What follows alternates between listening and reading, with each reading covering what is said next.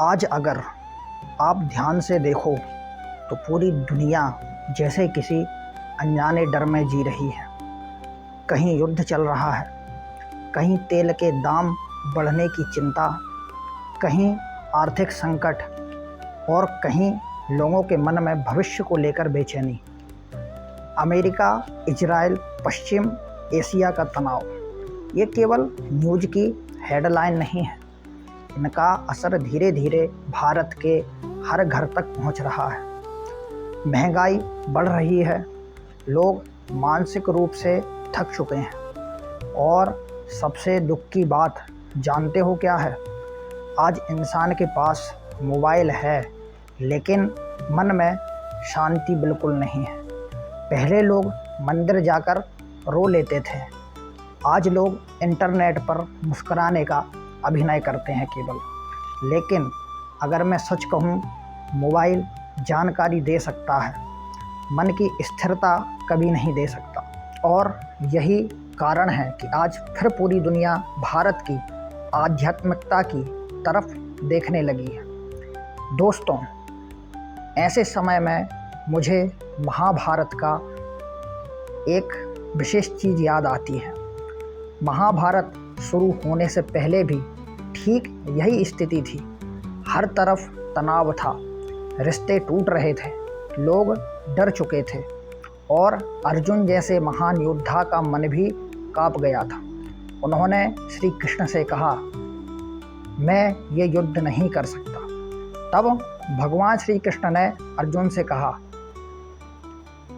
हे अर्जुन, यह कमजोरी तुम्हें शोभा नहीं देती, उठो। दोस्तों, आज यही संदेश हम सबके लिए भी है। समय कठिन जरूर है, लेकिन डर कर टूट जाना समाधान बिल्कुल भी नहीं है। और शायद इसी कारण आज हमारे देश के प्रधानमंत्री श्री नरेंद्र मोदी भी लोगों से संयम और आत्मनिर्भरता की बात कर रहे हैं।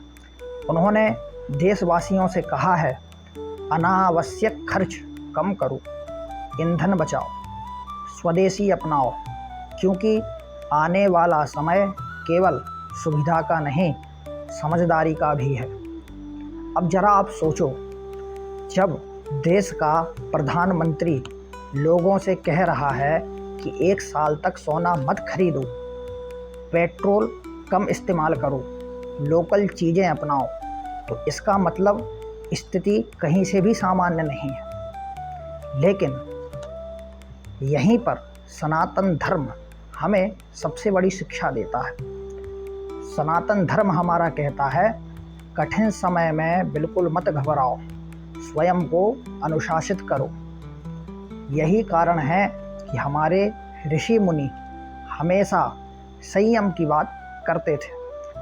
कम संसाधनों में भी स्थिर कैसे रहना है, यह भारत का हजारों साल पहले सिखा चुका था। आज दुनिया के पास टेक्नोलॉजी है, हथियार है, पैसा है, लेकिन मानसिक शांति बिल्कुल नहीं है।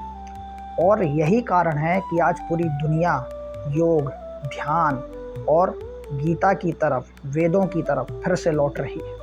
क्योंकि सनातन धर्म इंसान को केवल सफल होना नहीं सिखाता, अंदर से मजबूत होना भी सिखाता है। अगर आने वाला समय कठिन हो तो सबसे पहले अपने मन को मजबूत करो।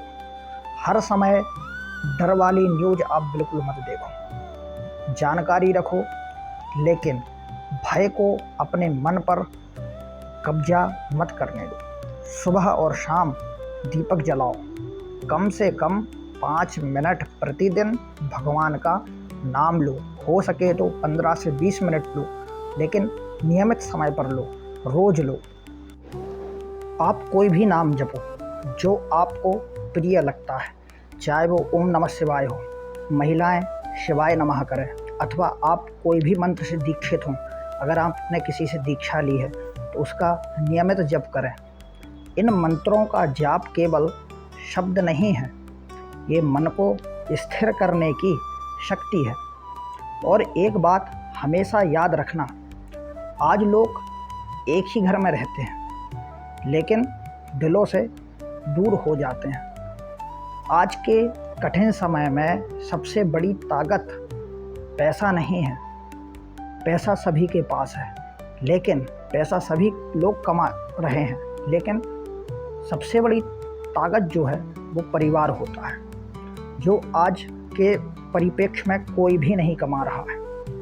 माता पिता के साथ बैठो, बच्चों के साथ अपने बैठो, अपने बड़े बुजुर्गों के साथ, अपने चाचा के साथ, चाची के साथ, आपके जितने संबंधी हैं उनके साथ उठो बैठो।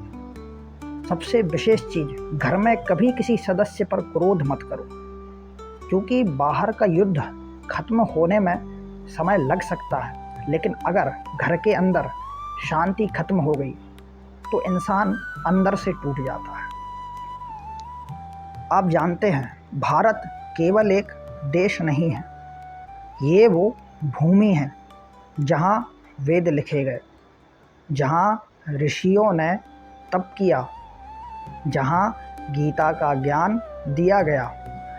जब पूरी दुनिया युद्ध और भय में उलझती है, तब समाधान भारत की आध्यात्मिकता में खोजा जाता है, क्योंकि सनातन धर्म विनाश नहीं, संतुलन सिखाता है। आज सबसे बड़ा खतरा युद्ध नहीं, सबसे बड़ा खतरा है इंसान का धर्म से अच्युत हो जाना, दूर हो जाना। आज के परिप्रेक्ष्य में क्रोध बढ़ रहा है, अहंकार बढ़ रहा है, धैर्य खत्म हो रहा है, और जब इंसान भीतर से खाली हो जाता है, तब छोटी सी समस्या भी उसे तोड़ कर रख देती है।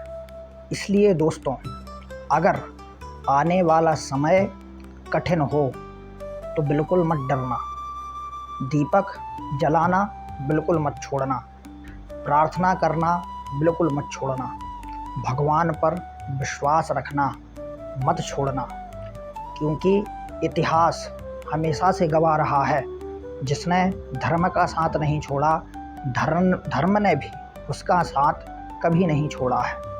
और एक बात याद रखो, अंधेरा चाहे कितना भी बड़ा हो, एक छोटा सा दीपक भी उसे चुनौती देने के लिए पर्याप्त होता है।